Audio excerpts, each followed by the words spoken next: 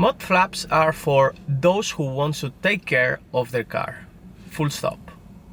Because a car can get dirty, regardless if you protect it with paint protection film, ceramic coating, or put on these mud flaps.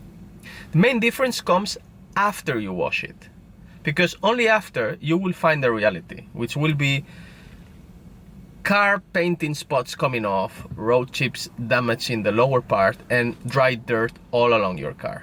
So if you're watching this, congratulations, because I'm sure we both have a minimum care concept for our car. Go intro.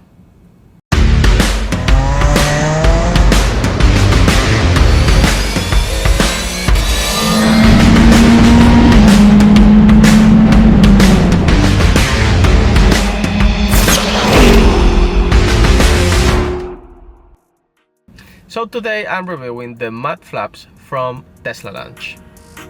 Let's go with the unboxing.